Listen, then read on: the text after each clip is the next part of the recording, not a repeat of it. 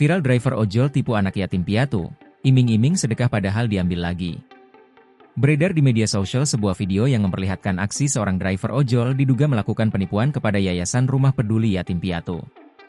Sang driver ojol dituding menggunakan modus pura-pura sedekah ke yatim piatu. Aksi sang driver ojol itu belakangan diviralkan oleh tim dari Yayasan Rumah Peduli Yatim Piatu. Dilansir dari tribunnewsbogor.com, pengurus panti yatim piatu tersebut disinyalir tak terima anak-anaknya seolah dimanfaatkan oleh sang driver ojol. Mulanya seorang driver ojol datang ke rumah yatim piatu dengan niatan ingin bersedekah.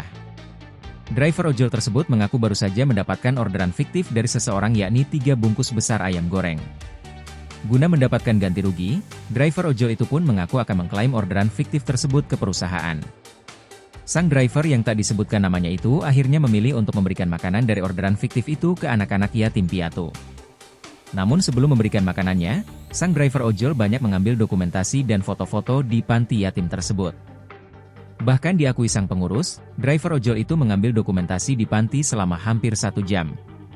Terlihat di rekaman CCTV, driver ojol tersebut sibuk mengambil foto dan berpura-pura menyerahkan 3 bungkusan ayam goreng ke pengurus panti.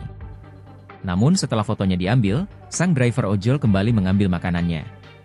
Tak cuma mengambil momen saat menyerahkan makanan, sang driver ojol juga menata bungkusan ayam goreng yang didapatnya lalu difoto.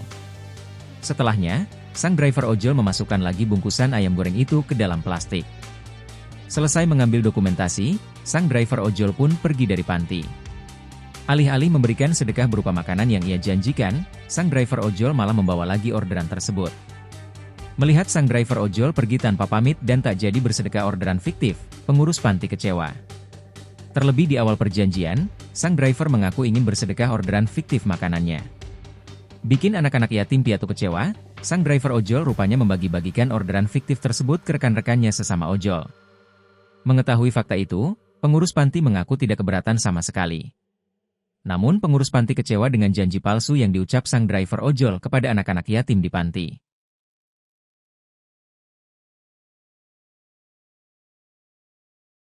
Download Tribun X sekarang, menghadirkan lokal menjadi Indonesia.